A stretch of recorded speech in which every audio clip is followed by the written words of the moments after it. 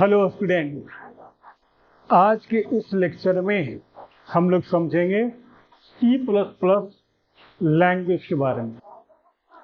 हम ये बताना चाहेंगे सबसे पहले कि कोई भी सब्जेक्ट जो पढ़ाई हम लोग करते हैं, पढ़ाई करने का जो तरीका होना चाहिए वो बिल्कुल रिसर्च मेथड होना चाहिए। तभी आप एवरेज ऊपर उठ सकते हैं, किसी भी सब्जेक्ट में आप मास्टर बन सकते हैं।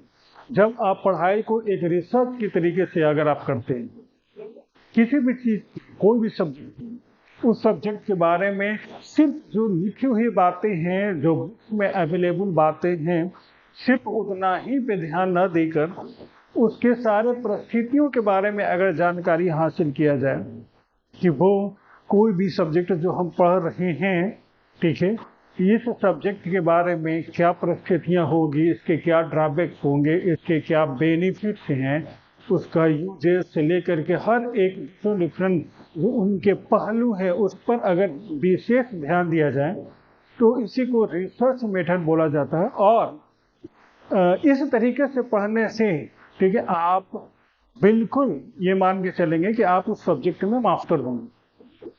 तो हम इसी तरह से रिसर्च मेथड के थ्रू ही C++ लैंग्वेज को स्टार्ट करते हैं। इसके पहले पिछले क्लास में हम लोगों ने ये जाना था कि C++ लैंग्वेज किस तरह से डेवलप हुआ था, किस परिस्थितियों में डेवलप हुआ था और उसके नाम किस तरह से रखे गए, और इस तरह से वो सिचुएशंस के बारे में हम लोग अच्छे से जाने C++ लैंग्वेज के डेवलपमेंट। आज इस लैंग्वेज को शुरू कर रहे हैं। तो इस लैंग्वेज को शुरू करने से पहले हम लोग लैंग्वेज के बारे में समझें। C++ जो लैंग्वेज लिखा हुआ है, तो C++ क्योंकि एक लैंग्वेज है, कंप्यूटर का लैंग्वेज है, तो सबसे पहले हमको ये समझना होगा कि C++ को जो हम पढ़ेंगे, ठीक है, सॉफ्टवेयर बनाने के लिए पढ़ेंगे, एप्लीकेशन बनाने के लिए पढ़ेंगे, प्रॉब्लम, कंप्यूटर से रिलेटेड प्रॉब्लम को सॉल्व करने के लिए पढ़ेंगे। तो ये पढ़ रहे हैं तो उसको सीखेंगे, पढ़ेंगे, कैसे पढ़ेंगे। तो इस पॉइंट ऑफ व्यू को समझने के लिए सबसे पहले हमको समझना होगा लैंग्वेज, ठीक। कि C++ एक अगर लैंग्वेज है तो लैंग्वेज क्या है? तो लैंग्वेज के बारे में सभी लोग जानते हैं। लैंग्वेज एक कम्युनिकेशन का मीडियम है, कम्युनिकेशन का तरीका है, एक वे है। मतलब हम अपने विचार को दूसरे तक पहुंचाना चाहते हैं, हम अपने बातों को दूसरे को समझाना चाहते हैं, दूसरे के बातों को हम एक्सेप्ट करना चाहते हैं।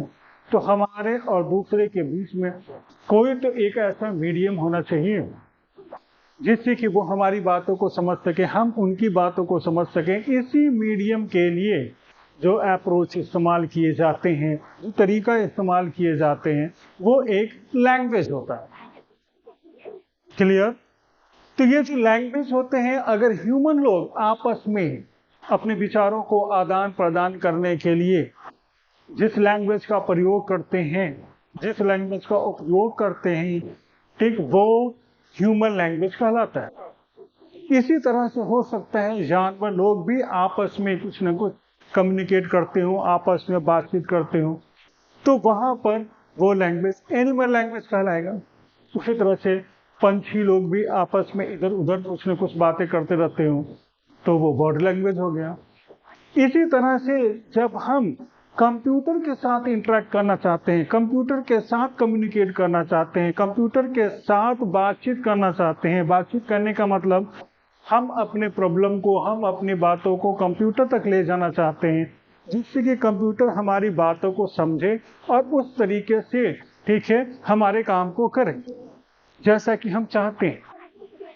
तो अगर कंप्यूटर हमारी बातों को समझ जाता है तो और उसी तरह से हमारे प्रॉब्लम को सॉल्व करके दे देता है, तो इसका मतलब हुआ कि हम कंप्यूटर के लैंग्वेज को जानते हैं, हम कंप्यूटर की भाषा को समझ रहे हैं।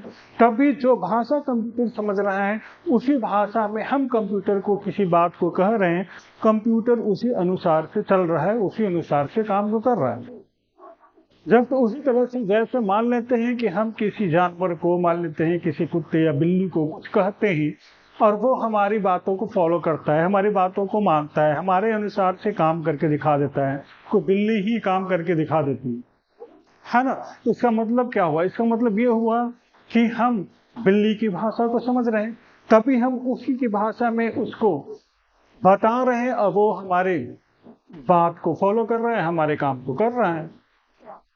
जस्ट इसी तरह से कंप्यूटर के साथ कम्युनिकेट करने के लिए जो हम लोग कंप्यूटर का मीडियम के रूप में जो एक भी इस्तेमाल करेंगे, तो वो वहां पर कंप्यूटर लैंग्वेज कहलाएगा। क्लियर? ठीक। तो लैंग्वेज जो कम्युनिकेशन का मीडियम है, वो चाहे कोई भी लैंग्वेज हो, चाहे कंप्यूटर का लैंग्वेज हो, ह्यूमन लैंग्वेज हो। ह्यूमन लैंग्वेज में भी डिफरेंट बहुत तरह का लैंग्वेज है, हिंदी है, इंग्लिश है, उर्दू है, तमिल है, फारसी है, इस तरह से डिफरेंट लैंग्वेजेस। ये डिफरेंट लैंग्वेजेस जो है वो हम लोग आवश्यकता के अनुसार से सीखते हैं। हर लैंग्वेज तो सीखने नहीं जाते, आवश्यकता के अनुसार से सीखते हैं। लेकिन लैंग्वेज सीखने का तो एक तरीका होता है, कुछ स्टेप्स होते हैं, एक निश्चित वे होता है। ऐसा नहीं कि हम जैसे मन वैसे किसी भी लैंग्वेज को किसी भी तरह से सीख लेते हैं। तो जो लैंग्वेज सीखने का तरीका है, जिस तरह से हम ह्यूमन लैंग्वेज को हम लोग सीखते हैं, उसी तरह से दुनिया का कोई भी लैंग्वेज हो, किसी भी प्रकार का लैंग्वेज हो, ह्यूमन लैंग्वेज ही कई प्रकार का है, और उसी में डिफरेंट तरह के लैंग्वेजेस को अगर आप सीखना चाहते हैं, तो सभी लैंग्वेजेस को सीखने का जो स्टेप्स होते हैं सबका सेम ही होता है। जिस तरह से कि हम हिंदी लैंग्वेज को सीखते हैं, जिस तरह से अंग्रेजी लैंग्वेज को सीखते हैं, उसी प्रकार से हम किसी और लैंग्वेज को, जैसे चाइनीज को सीखते हैं, पर्शियन सीखते हैं, जो भी सीखेंगे वो सब का स्टेप्स हम लोग ध्यान से देखेंगे, समझेंगे, तो पता चलेगा कि सबका स्टेप सेम ही। चूंकि C++ भी एक लैंग्वेज ही है, इसका मतलब ये हुआ कि चूंकि ये भी एक लैंग्वेज है, और लैंग्वेज को सीखने, चाहे कोई भी लैंग्वेज हो, सीखने का जो सर्टेन स्टेप्स होता है वो करीब करीब हर लैंग्वेज का सेम होता है। इसी तरह से इस लैंग्वेज को भी हम लोग उसी सेम स्टेप्स के थ्रू ही सीखेंगे। लैंग्वेज सीखेंगे क्यों? लैंग्वेज इसलिए सीखेंगे, ये भी लैंग्वेज हम लोग क्यों सीखेंगे? ये भी लैंग्वेज उसी पर्पस के लिए सीखेंगे जिस पर्पस के लिए हिंदी लैंग्वेज सीखे, जिस पर्पस के लिए अंग्रेजी लैंग्वेज सीखा, जिस पर्पस के लिए हम दूसरे तीसरे लैंग्वेज सीखते हैं। पर्पस वही है, कम्युनिकेशन बिटवीन ईच अदर, और कुछ भी नहीं। सिर्फ यहाँ पे चेंज क्या हो जाता है कि वहां पर ह्यूमन और ह्यूमन के बीच में इंटरेक्ट करने की कोशिश होती है ह्यूमन लैंग्वेज के थ्रू, मगर यहाँ पे इस लैंग्वेज C++ के थ्रू ह्यूमन और कंप्यूटर के बीच में इंटरेक्शन की कोशिश होगी। कहने का मतलब है कि यहाँ पे हमारे सामने कोई अदर ह्यूमन बॉडी नहीं होंगे, बल्कि हमारे सामने एक मशीन होगा, एक कंप्यूटर होगा। लेकिन उसके साथ जो हम लोग कम्युनिकेट करने का मीडियम अप्लाई करेंगे, वो भी हिंदी इंग्लिश की तरह ही एक लैंग्वेज ही होगा। ठीक, और उस लैंग्वेज को हम लोग यहाँ पर C++ बोलेंगे। क्लियर? ठीक। अब जब हम लैंग्वेज सीखते हैं तो एक सिंपल किसी भी तरह का हिंदी अंग्रेजी इस टाइप के जो लैंग्वेज होते हैं, ह्यूमन लैंग्वेज होते हैं, उसको जब सीखते हैं तो सीखने का जो तरीका होता है उसमें सबसे पहला स्टेप होता है उसके अल्फाबेट्स को सीखना। जैसे अंग्रेजी की बात कर रहे हैं तो अंग्रेजी में सबसे पहला स्टेप होता है अंग्रेजी सीखने का कि हम अल्फाबेट को सीखें। ABCD इस तरह से उसके जितने अल्फाबेट्स होते हैं, ये सारे चीज हम लोग फर्स्ट स्टेप में सीख लेते हैं। ठीक, इसी तरह से अगर हम दूसरी लैंग्वेज को कंपेयर करते हैं, मान लेते हैं कि हिंदी को देखते हैं, हिंदी में भी जब हम हिंदी भाषा को सीखते हैं तो उसमें भी सबसे पहला स्टेप सेम ही है। सेम कहने का मतलब है कि इसमें भी हम लोग सबसे पहले क ख ग घ छ छ झ ये सारे चीज ही सीखते हैं। मतलब हिंदी का अपना जो अल्फाबेट है, हिंदी का अपना जो कैरेक्टर है, ठीक है, वो सारी चीजों को हम लोग सबसे फर्स्ट ऑफ ऑल उसी को सीखते हैं। जब हम इस पहला स्टेप को पूरा कर लेते हैं तब सेकेंड स्टेप आता है। जो सेकंड स्टेप है वो है इन सारे, अगर अंग्रेजी की बात करते हैं तो इन सारे अल्फाबेट को मिलाकर, ठीक है, वर्ड बनाना। हिंदी में वर्ड को हम लोग बोलते हैं शब्द। जब हम हिंदी से कंपेयर करेंगे, हिंदी लैंग्वेज को सीखने से जब हम कंपेयर करेंगे तो पता चलेगा कि यही स्टेप्स हम हिंदी में भी फॉलो करते हैं। हिंदी में भी, ठीक है, जो हिंदी का अपना कैरेक्टर्स हैं, क ख ग घ च छ ये सारे चीजें, उसको मिला करके वहां पर भी हम जो वर्ड बनाना सीखते हैं, मतलब कि शब्द बनाना सीखते हैं। वर्ड, वहां पर वर्ड कहलाएगा, वही चीज हिंदी में शब्द कहलाएगा।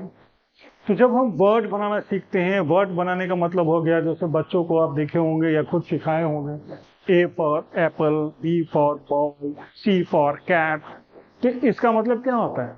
इसका मतलब वही हो रहा है कि जब बच्चा ABCD इस तरह से सीख लेता है तो फिर डिफरेंट अल्फाबेट्स मिला करके फिर अलग अलग तरह के वर्ड बनाना सीख रहा है और हम उसे सिखा रहे हैं। तो सेकेंड स्टेप में हो गया वर्ड बनाना, मतलब शब्द बनाना। हिंदी को भी कंपेयर करके देखेंगे तो जस्ट उसी तरह से है ना, क से कबूतर, ख से खरगोश, ग से गमला, इस तरह से, ठीक है, हिंदी में भी हम लोग सेकेंड स्टेप में वर्ड बनाना ही सीखते हैं। जब हम वर्ड बनाना भी सीख जाते हैं, शब्द बनाना भी सीख जाते हैं, तो फिर तीसरा स्टेप आता है। तीसरा स्टेप आता है सेंटेंस बनाने की।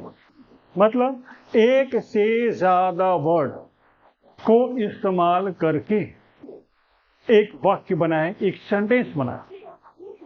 एक सेंटेंस जो होगा वो किसी न किसी चीज को बताने के लिए होता है, किसी न किसी काम से रिलेटेड, किसी न किसी मैटर को इंडिकेट करता है। तो इस तरह से वो एक सेंटेंस हुआ।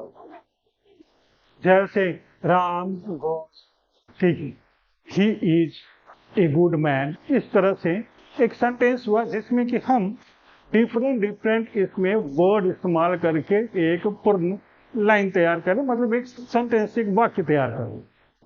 तो हमारा ये तीसरा स्टेप हो गया। इस तीसरा स्टेप में हम लोग वर्ड बनाना सीखने के बाद कुछ वर्ड को आपस में मिला करके एक सेंटेंस बनाने की कोशिश कर रहे हैं।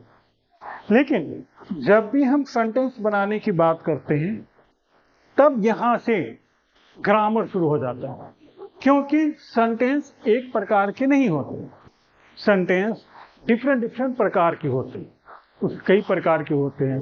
जैसे कोई सेंटेंस होगा जो प्रेजेंट में होगा, तो कोई सेंटेंस होगा पास्ट में होगा, कोई सेंटेंस होगा फ्यूचर में होगा, कोई इंट्रोगेटिव होगा, कोई एक्टिव वॉइस में होगा, कोई पैसिव वॉइस में। इस तरह के डिफरेंट तरह के सेंटेंस होते हैं जिसको कि हम लोग इस्तेमाल करते हैं, अपनी भाषा में इस्तेमाल करते हैं या अपने काम में इस्तेमाल, अपने बोलचाल में इस्तेमाल कर, अपने भावनाओं को दूसरे तक पहुंचाने में डिफरेंट तरह के सेंटेंस आप इस्तेमाल कर सकते हैं। तो इसके लिए क्या करना है कि फिर जब सेंटेंस बनाने की बात आती है तब यहाँ से शुरू होता है ग्रामर। क्यों? इसलिए कि हर एक सेंटेंस, हर एक टाइप के सेंटेंस, दूसरे टाइप का सेंटेंस, ये दोनों का ग्रामर अलग अलग होता है। जैसे कोई प्रेजेंट में है तो उसका ग्रामर कुछ अलग होगा, कोई फ्यूचर में है सेंटेंस है तो उसका ग्रामर कुछ अलग होगा, तो कोई पास्ट में है तो उसका ग्रामर कुछ अलग होता है। तो इस तरह से सेंटेंस बनाने की बारी आती है तो फिर आपका डिफरेंट ग्रामर का चैप्टर शुरू हो जाता है। जस्ट इसी तरह से फिर से हम हिंदी को कंपेयर करते हैं तो हिंदी में भी देखते हैं जब वाक्य बनाने की बात आती है तो वहां पर भी अब ग्रामर शुरू हो जाता है। हर लैंग्वेज का अपना कुछ नियम, अपनी कुछ कानून है, अपना कुछ परंपरा है। तो इस वजह से हर लैंग्वेज को सीखने के लिए उसके रूल्स, उसके नियम को फॉलो करना पड़ता है। अगर हम उसके रूल को फॉलो नहीं करके अगर भटक जाते हैं, इसका मतलब होता है कि हम ग्रामेटिकल मिस्टेक कर रहे हैं। तो बोलचाल में अगर हम कुछ ग्रामेटिकल मिस्टेक करते भी हैं तो भी ठीक है, काम चल जाता है, क्योंकि सामने वाला आपकी भावनाओं को समझ जाता है कि आप क्या बोलने जा रहे हैं, क्या बोलना चाहते हैं, कि आप क्या बोले, ठीक है। तो वो सामने वाले समझ जाते हैं, अनुमान लगा लेते हैं। आप कुछ अगर गलत ग्रामर का भी इस्तेमाल करेंगे तो भी ठीक है, वो दूसरे व्यक्ति उस बात को फॉलो कर लेता है। मगर अगर इसी तरह की गलती अगर कंप्यूटर में करेंगे तो कंप्यूटर आपके भावनाओं को समझने नहीं जा रही। क्यों? क्योंकि कंप्यूटर कोई ह्यूमन बीइंग नहीं है। कंप्यूटर बिल्कुल आपके ग्रामर के अनुसार से चलेगी। अगर ग्रामर कुछ गड़बड़ हुआ, कंप्यूटर उस लाइन को ही नहीं समझेगा, उस सेंटेंस को ही नहीं समझेगा, उस इंस्ट्रक्शन को ही नहीं समझेगा। तो यहाँ पर ग्रामर, कंप्यूटर के लैंग्वेज के ग्रामर ज़्यादा इंपॉर्टेंस रखते हैं। क्लियर? तो हम अभी कंपेयर कर रहे थे हिंदी और इंग्लिश लैंग्वेज। तो हिंदी और इंग्लिश लैंग्वेज के सेंटेंस के बारे में, तो फिर हिंदी में भी जब हम सेंटेंस बनाने की बात करते हैं तो वहाँ पर भी ठीक इसी तरह से रूल्स को फॉलो करना पड़ता है और इसी तरह से वहाँ भी ग्रामर शुरू हो जाते हैं, क्योंकि वहाँ भी कुछ सेंटेंस वर्तमान काल में होता है, हो सकता है कुछ सेंटेंस आपके भूतकाल, भविष्य काल, इस तरह के, ठीक है, डिफरेंट टाइप के होंगे और उसका हिंदी में भी अलग अलग प्रकार के उसके लिए रूल दिए गए हैं, अलग अलग ग्रामर दिए गए। तो हम हिंदी और अंग्रेजी दोनों लैंग्वेज को कंपेयर कर रहे हैं, सीखने की पद्धति को कंपेयर कर रहे हैं। तो हमको ऐसा लग रहा है, ठीक है, और आप लोग भी समझेंगे, आप लोग भी सोचेंगे, आप लोग भी रिसर्च करेंगे, तो आप लोग भी मानेंगे कि दोनों चूंकि लैंग्वेज है, इस वजह से दोनों को सीखने की पद्धति बिल्कुल सेम ही है। और ये दोनों ही नहीं, हिंदी इंग्लिश ही नहीं, मेरा ख्याल है, मेरा अनुमान है कि और भी दुनिया में जितने सारे लैंग्वेजेस हैं उन सब को अगर हम सीखेंगे, उन सब को अगर जानना चाहेंगे, पढ़ना चाहेंगे, समझना चाहेंगे, सीखना चाहेंगे, इस्तेमाल करना चाहेंगे, तो ऐसा लगता है कि इन दोनों लैंग्वेज का सीखने की जो पद्धति करीब करीब सेम ही है। इसी तरह से बाकी सारे लैंग्वेज को भी सीखेंगे तो वहाँ पर भी आपको इसी सिस्टम, इसी पद्धति, इसी स्टाइल, इसी स्टेप को फॉलो करने पड़ेंगे। क्यों? क्योंकि वो भी एक लैंग्वेज ही। जस्ट उसी तरह से इस बात को समझ सकते हैं कि अगर हम मोटरसाइकिल सीखना चाहते हैं तो मोटरसाइकिल जो भी है, सीखने का जो सिस्टम होगा, पद्धति होगा, ठीक है, सेम ही होगा। अगर हम स्प्लेंडर सीख रहे हैं तो स्प्लेंडर सीखें, पैशन प्रो सीखें, अपाचे सीखें, बुलेट सीखें, है ना, सब चूंकि मोटरसाइकिल ही है, इसी वजह से उन सब का सीखने का स्टेप करीब करीब सिमिलर ही होगा, करीब करीब सेम ही होगा। ठीक, तो जस्ट उसी तरह से, ठीक है, लैंग्वेज भी, जो भी लैंग्वेज के अंतर्गत आ रहे हैं, ठीक है, वो सारे का सीखने का स्टेप करीब करीब सेम ही होंगे। तो जब हम सेंटेंस बनाने की बात करते हैं और डिफरेंट ग्रामर उसमें इंक्लूड हो जाते हैं, तो हर प्रकार के सेंटेंस के लिए हमारे पास हर लैंग्वेज में हर तरह का ग्रामर दिया गया है। और इस तरह से हम जब डिफरेंट तरह के सेंटेंस बनाना सीख जाते हैं तो फिर हम पैराग्राफ राइटिंग सीखते हैं। मतलब कुछ सेंटेंस को एक साथ लिखना, कुछ सेंटेंस को एक साथ लिखना का मतलब हो गया कि हम किसी खास एक टॉपिक पे कुछ लाइन लिखना चाहते हैं, ऐसे लिखना चाहते हैं, लेटर लिखना चाहते हैं, कहीं हम जा रहे हैं, ठीक है, और उस जाने के क्रम में कितने सारे घटनाएं घटे, उन सब के बारे में लिखना चाहते हैं। तो इस तरह से अगर हम कुछ पैराग्राफ राइटिंग की बात करते हैं जिसमें कि हम ढेर सारा लाइन एक साथ किसी चीज के बारे में बताने के लिए लिख रहे हैं, है ना, तो वहां पर आपको डिफरेंट टाइप के, जो भी हम लोग किसी लैंग्वेज के लिए पढ़े समझे, हर तरह का सेंटेंस बनाने के लिए, उसमें आपको उन सारे सेंटेंस को इस्तेमाल करने का मौका मिल जाता है।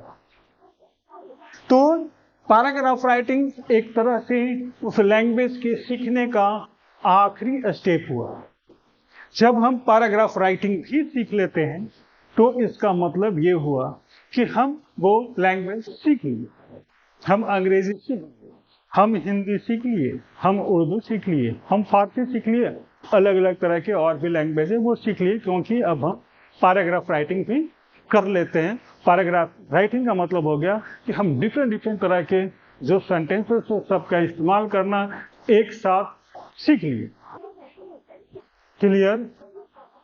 जस्ट उसी तरह से, ठीक है, अगर हम C++ की बात करें तो वो भी एक लैंग्वेज है, और C++ भी अगर हम लोग सीखेंगे तो चूंकि ये लैंग्वेज है, बिल्कुल यही स्टेप को फॉलो करेंगे, क्योंकि यहाँ पर भी हम लोग इस लैंग्वेज को सीख रहे हैं सामने जो मशीन है उसके साथ इंटरेक्ट करने के लिए। मशीन मतलब कंप्यूटर, कंप्यूटर के साथ इंटरेक्ट करना चाहते हैं, कंप्यूटर से हम अपने बहुत सारे कामों को करवाना चाहते हैं, कंप्यूटर को जो इंस्ट्रक्शन दे कंप्यूटर उस अनुसार से करे, ऐसा करना चाहते हैं। तो इसके लिए हम अपनी बातों को जब कंप्यूटर पर रखेंगे या कंप्यूटर को देंगे या कंप्यूटर को समझाएंगे तो कंप्यूटर को भी हमारी बातों को समझ आनी चाहिए, क्योंकि कंप्यूटर हमारे तरह से काम तभी करेगा। तो जब कंप्यूटर हमारी बातों को समझेगा तो इसके लिए जो कंप्यूटर का लैंग्वेज, जिसमें से कि एक लैंग्वेज C++ है, तो इसके वो सारे ग्रामर हमको जानने पड़ेंगे, क्योंकि सारे ग्रामर हम इसके जानेंगे तभी हम कंप्यूटर पर शुद्ध शुद्ध जो ग्रामर के साथ इंस्ट्रक्शन देना होगा वो हम देंगे, जिससे कि कंप्यूटर उस ग्रामर को रिकॉग्नाइज करते हुए, उस ग्रामर को पहचानते हुए हमारे इंस्ट्रक्शन के अनुसार से काम करेंगे। तो इस वजह से जब हम इस लैंग्वेज को सीखेंगे तो लैंग्वेज सीखने का जो स्टेप हिंदी इंग्लिश का था वही स्टेप यहाँ पर भी हम लोग फॉलो करेंगे। तो इसी स्टेप्स में पहला स्टेप, जैसे बताएं अंग्रेजी का पहला स्टेप अल्फाबेट, अल्फाबेट को सबसे पहले सीखना है, जानना है। यहाँ पर भी जब हम C++, ठीक है, लैंग्वेज की बात करेंगे तो इसके भी अपने कुछ अल्फाबेट्स हैं, इसके भी अपने जो अल्फाबेट्स हैं उसको हम लोग कैरेक्टर सेट कहेंगे।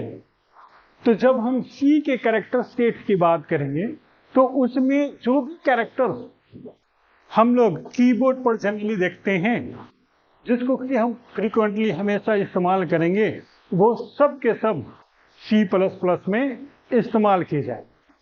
तो C++ का जो कैरेक्टर सेट्स हो जाएंगे,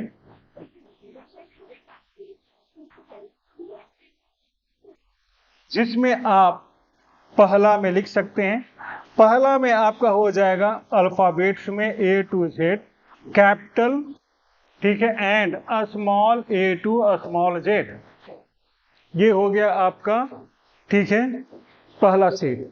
दूसरा सेट आपके आ जाते हैं 0 से लेकर के 9 तक के डिजिट्स आ जाते हैं, और तीसरा जो आ जाते हैं स्पेशल सिंबल्स में आ जाते हैं, जैसे hash, comma, semicolon, greater than, less than, plus, है ना, ETC इस तरह।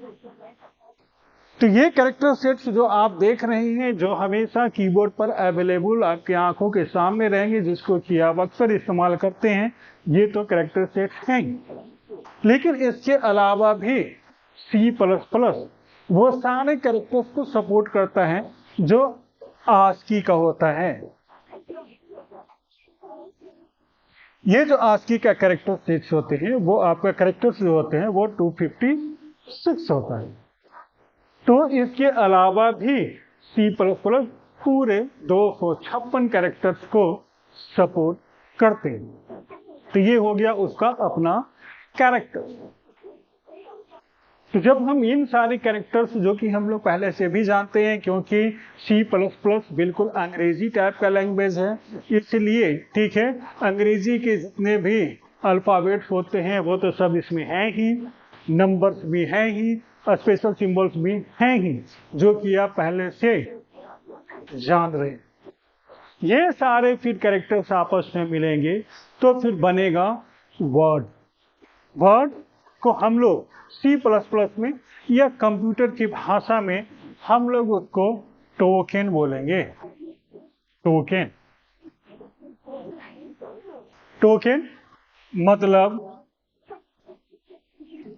वर्ड, मतलब ये आपका हो गया, हिंदी में अगर कहें तो वो हो गया सब। तीनों का तीनों चीज बिल्कुल एक ही, सिर्फ अलग अलग भाषा में इन सब इसका अलग अलग नाम हो गया। तो ये सारे के सारे कैरेक्टर्स आपस में मिलेंगे और बनेंगे टोकन।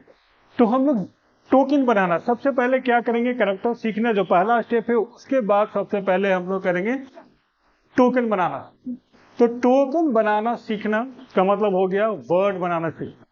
मतलब कि C++ में जो वर्ड होंगे डिफरेंट डिफरेंट टाइप के, ठीक है, वो क्लियर।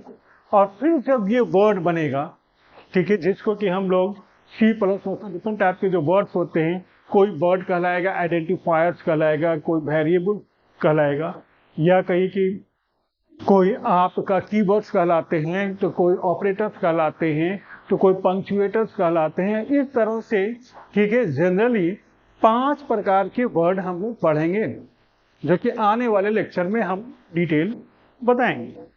ये सारे वर्ड फिर आपस में मिलेंगे, मतलब टोकन्स आपस में मिलेंगे। तो ये टोकन्स मिल करके तब बनाएंगे सेंटेंस।